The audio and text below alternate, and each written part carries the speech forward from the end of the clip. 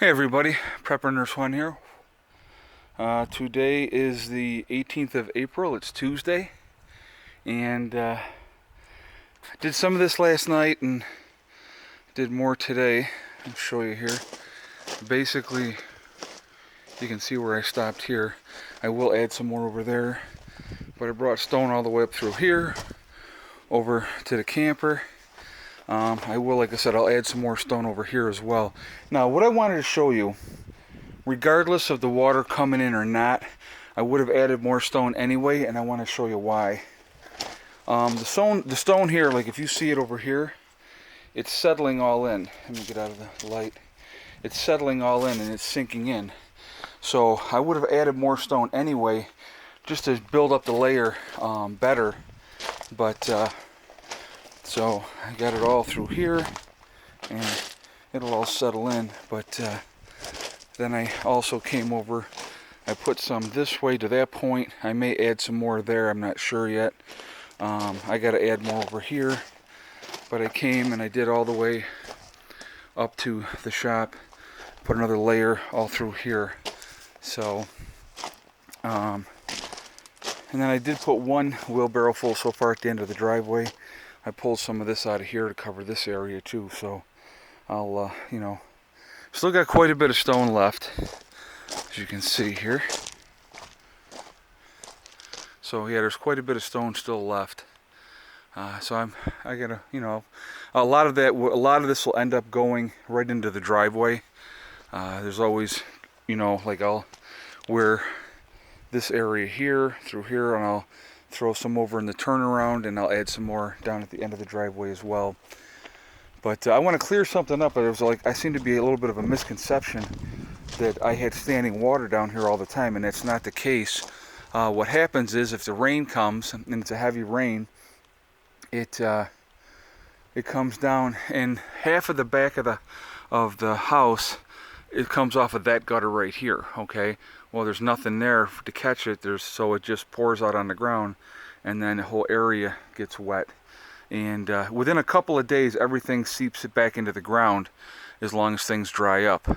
So it's not a matter of, could I put a drain in? Sure, but it's not like there'll be water standing under the house. That's not what's going to happen. Like I said, when it does rain and it gets wet, I didn't want to have to, have a huge puddle here and all in this area here. So I wanted to get more stone and get it built up a couple of inches, which is what I've done. And then this way, we're not going to have that issue when it does rain. All that water will seep right back into the ground, and it's not a problem. It's all gone within a couple of days. Like right now, I mean, this hole over here, this whole area here was freaking completely wet, and it had like, an inch of water all in that whole area. Well, as you can see, it's all dry. Okay, so like I said, this is just being proactive, so we don't have to walk through the water. And like I said, and I wanted to build it all back up again anyway. And the stone is not like so expensive that it was going to break the bank to do it. So that's why I did what I did with that. Now I'm going to show you. We got clear blue skies today. It's absolutely beautiful. The next 3 days they're calling for rain. So I'm going to do that medical video, I think, tomorrow for you guys. And so, but I wanted to keep working on this today while the weather was decent. And let me take you over into the shop real quick. Still no solar panels yet, so I'm still waiting on those. Turn this on. Alright, let's see what we got here. Okay, we have the power is on. We're in full absorption mode, and the batteries are 28.6. That's a full charge, okay? Got 840 watts coming in. We've already pulled in 1.8 kilowatt hours on the day so far, and it's only noon. We have been, yesterday we pulled in 4.3 kilowatt hours for the day. The best day I've had so far this year was 4.5, and that was the other day. And so I'm actually really looking forward to when we get these other panels and I get things set up. They're not going to go up immediately. I want to make sure I get things set up the right way when I do it. So, but when I do it, I'll show you guys all that on video. But once we get those panels set up, I think it's going to make a huge difference. Obviously, another 1,000 watts is going to make a huge difference from what we bring in. See, like days like today, okay? Beautiful sunshiny day. It's noon. I'm in full absorption mode. We have everything on. The power's running in the house. And so, but we're still doing great. So the 1,500 watts in decent weather is great. It's on those cloudy days when you're not pulling in as much, because like now, we pulled in 4.3 kilowatt hours on yesterday. The day before, we pulled in a grand total of 1.6 kilowatt hours for the whole day because it was more cloudy, overcast, and stuff like that. So adding on to the system, you're always wanting to, basically you build your system, like I'm in the Northeast, I'm up in New York State. So building my system up here, I plan for winter. Okay, so that's ultimately what I'm looking at doing, is getting my system good enough to get me through the winter so that I use my generator as little as possible. Now, will the 1,000 watts that I just purchased get me through winter and give me enough power? Nope, won't do it. Guaranteed it won't do it. So it's something that I'm going to work on, obviously. It's going to take time. So it's not going to happen overnight. Again, everything comes down to, guys, here's the thing. Everything comes down to time and money. I'm just a working guy like anybody else, and I'm trying to make this happen. Also trying to raise 2 kids, one of them with autism, so it's not like, you know, I have all day long to sit around here and putz around and do whatever I want. I have to do things when I can. When I catch a decent day like today, it's a day to get out here, move stone. You know, I did come out, I'll show you a little bit up here in the front. I put some stone up here too. I'm going to add more up front, but I also cut off some of the dead branches off of some of the apple trees. And I am going to take everybody's advice. I'm going to wait till the fall to prune.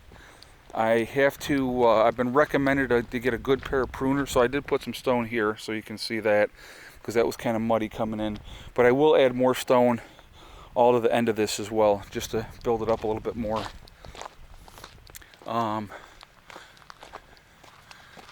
So what I'm going to do is I cut out some of the grape vines more, or pulled them out and then cut them. But those things are up there pretty good, so I'm going to have to get my ladder. And you can see there was a dead branch here, I cut that. There was one there, and then there's one there, and I cut those off.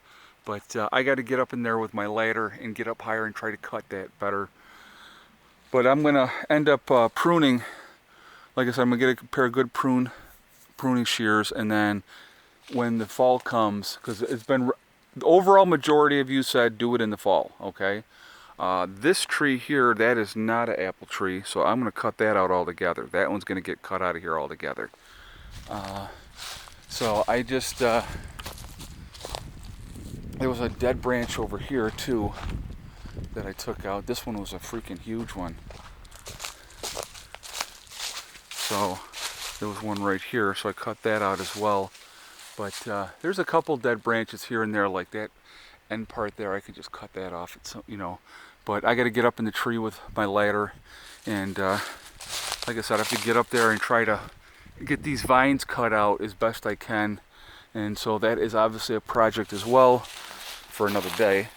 So like I said, it's just but I'm going to really get on these apple trees. I want them to a point where they're going to produce really well for me. And I'm going to, like I said, there's videos that I got to watch on exactly what I'm going to do to prune them.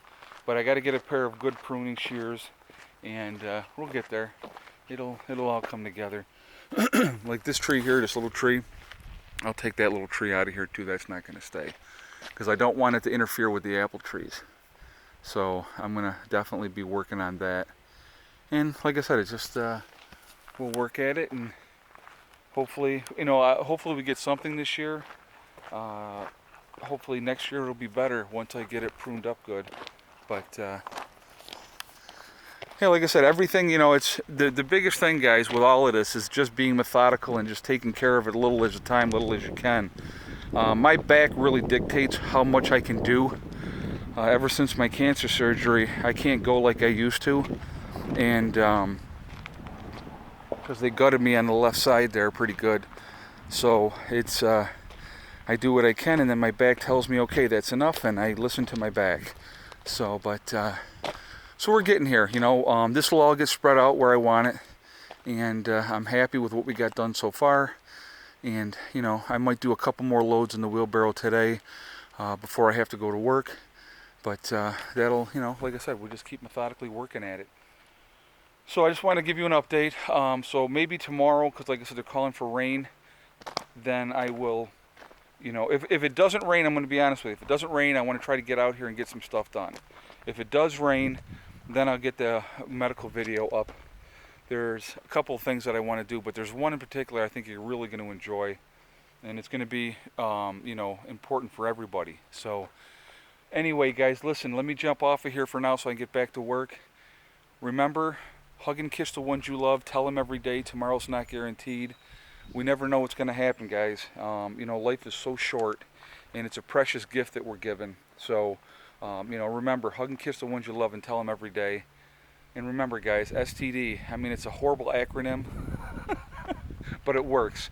It's one step at a time, one thing at a time, and one day at a time. You'll get there. Don't let anybody hold you back. Don't let anybody tell you what you can't do.